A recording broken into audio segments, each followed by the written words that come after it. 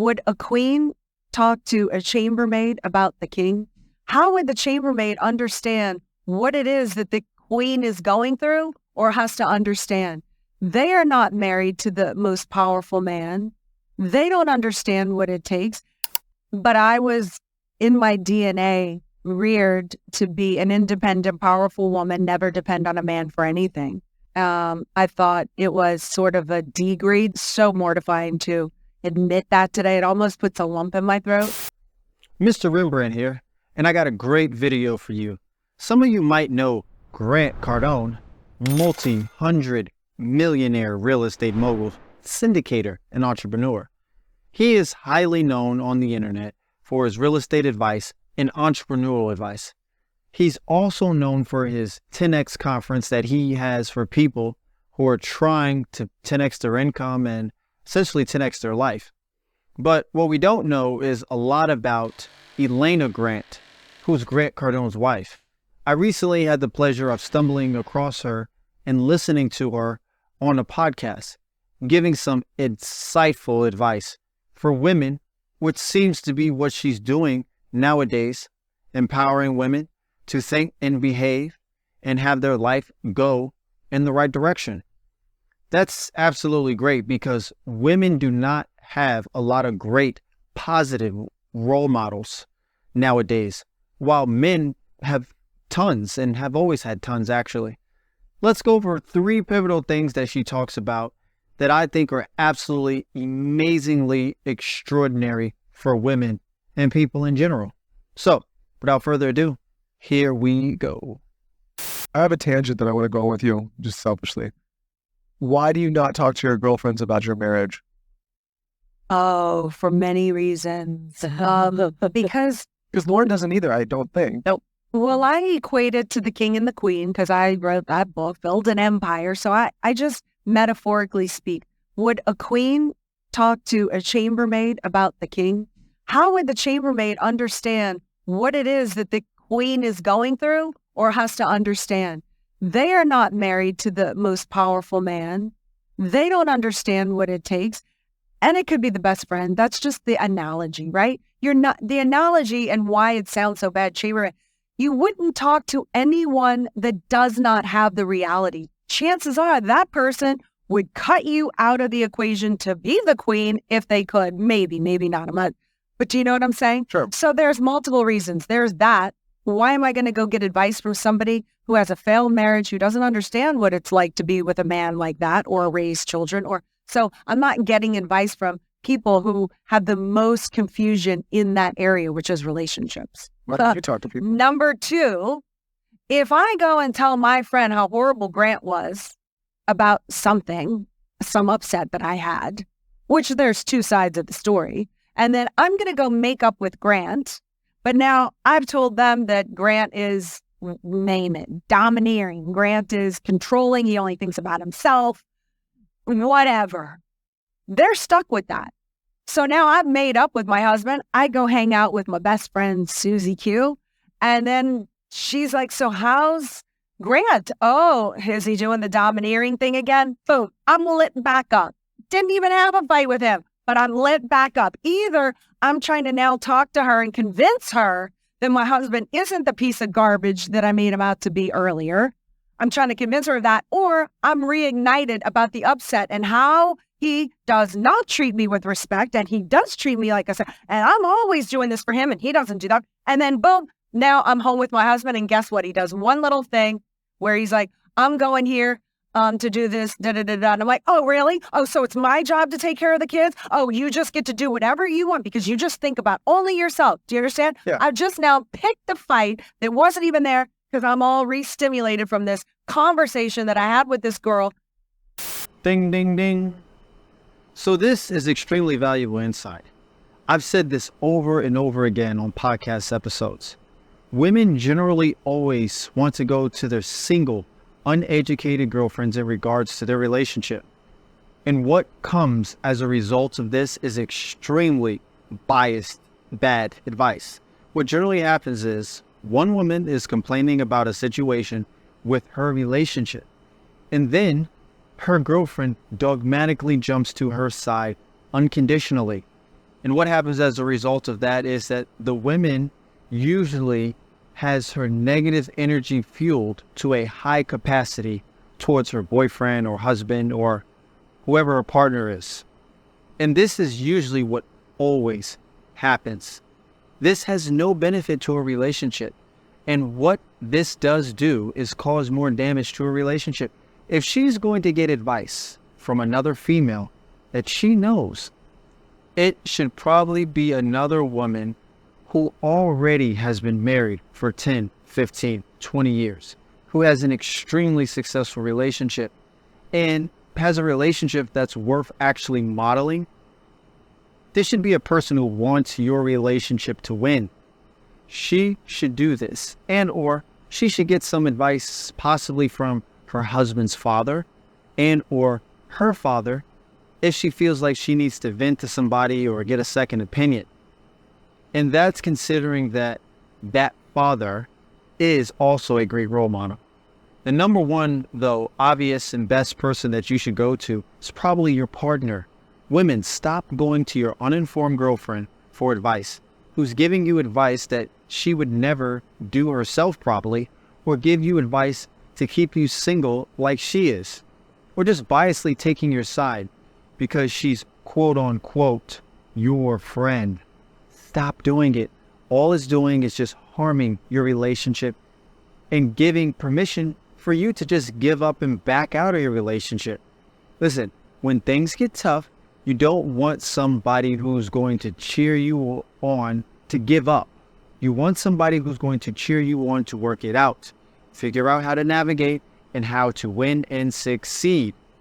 Now, let's get an extremely excellent advice on this from Ellen about common modern women's perspective about relationships and being independent.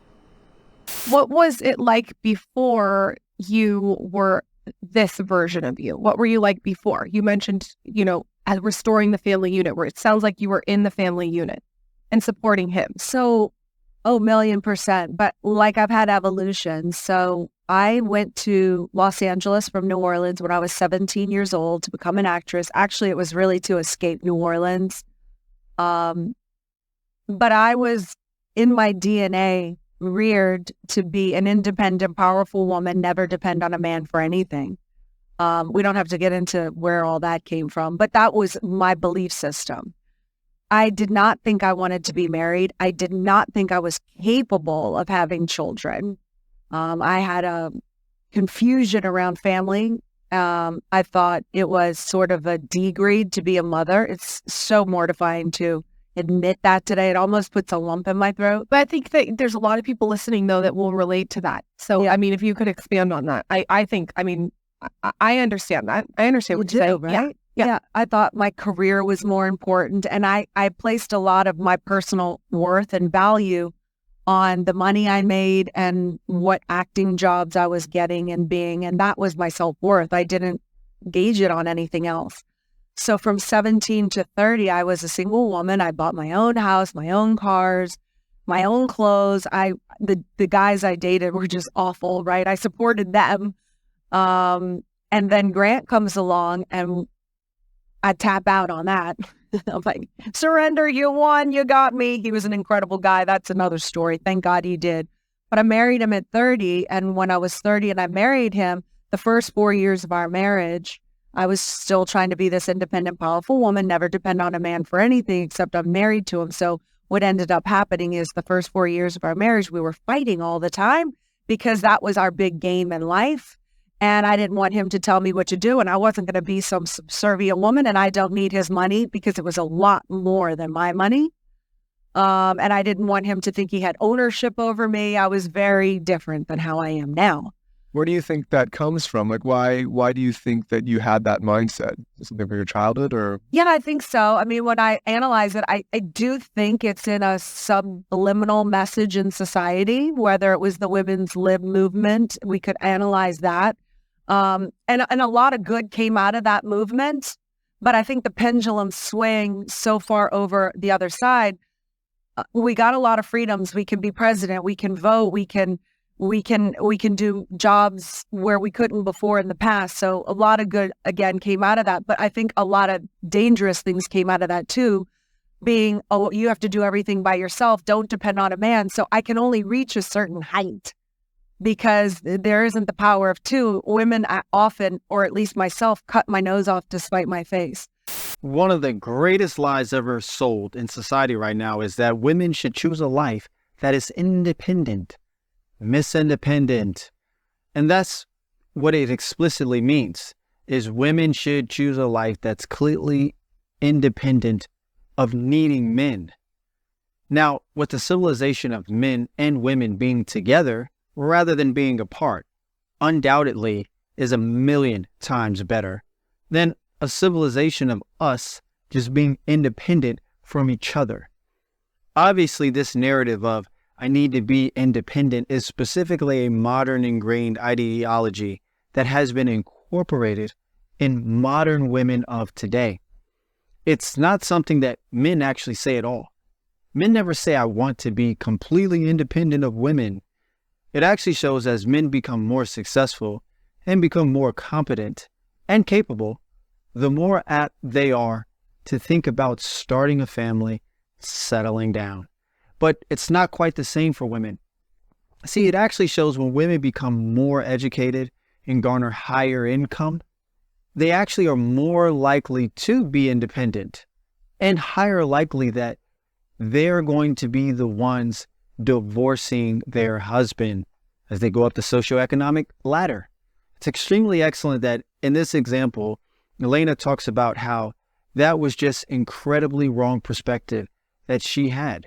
She says that this perspective essentially comes from a kind of like traumatic perspective that she had growing up, witnessing her mom have to pick up the slack from her father's trauma of war. But nevertheless, many professional people and Elena herself conclude that this has been an ingrained perspective ideologically wise that women have adopted since the feminist movements. But as she goes over, it's just a wrong perspective. Hey, but listen, don't take my word for it. Don't take the professional's word for it either. Don't take Elena's word for it. If any women out there are watching this and thinks that being independent is better than being a loving wife and having a nuclear family, I say go right ahead and choose that route. And when you do, make a plan to stay independent for your whole entire life and never change. Make that commitment. And by the time you're old and wrinkly and by yourself in a rocking chair with nobody around, please come back and tell me whether or not that was a good or the right decision. I dare you for any woman who wants to be independent to do that. But the next segment is pivotal that Elena expresses because it exemplifies something that I have been beating like a dead horse. Women, when you choose a man, you really need to understand what type of woman you are, because that's going to help you to decide what type of man, not that you want, but what type of man that you actually need. And when you want the highly successful man, which a majority of women want, Pareto, you have to think that to yourself and really think to yourself, what do you really need, not what you really want. When you demand a billionaire from a guy that does not think that it's possible and that you're, wrong for even wanting to go there, you can't say be a billionaire and then say, when is enough enough? And when are you going to come home and hold my hand and turn off your electronics so we can watch Netflix? When it takes, you want to be a billionaire, you got to reach a lot of people. You got to exchange your products and services. You got to get known. Money follows attention. Look at everybody on Forbes. You know who they are because they've done something big. They will, you know what I'm saying? So regardless of the fact that she's talking about the idea of how she brought up to Grant, which is her husband, that he should definitely be a billionaire. That isn't the essence of why I brought up this example, which is important, but the main thing of how she brought up when it comes to this is that you can't want a billionaire or a highly successful man for that matter and then complain about how he doesn't give you enough attention, or the fact that you don't see him enough, or the fact that he's working too much, or the fact that he's working too hard. Ladies, you have to ask yourself, what type of man do you want? Do you want a man that can give you all of his time, all of his energy, and all of his attention? Because let's be real, that's what y'all really want. If that's the case, you have to date a man that's a little bit less successful, that focuses a lot less on his work and his goals, and focuses more on you. If you're going to be in a relationship with a highly successful guy, the more he's going to be dedicated to his work, to his earnings, to his bottom line, to his craft. And if you cannot get used to a man working 60 plus hours a week, for example, which is approximately the average CEO works, then don't date the CEO type. Date a blue-collar worker or less, because he's going to have more time. But listen, nevertheless, this is what I got for you. I'm Mr. Rembrandt, and if you like this video, check out other videos that I have on this channel. And if you like this, maybe you'll like a few of my podcasts where I talk to experts about different topics. And I got some crazy new, highly detailed, and intricate videos coming up soon with ridiculous psychological breakdowns that have to deal with my book, Leftism. Stay tuned and see you on the next video.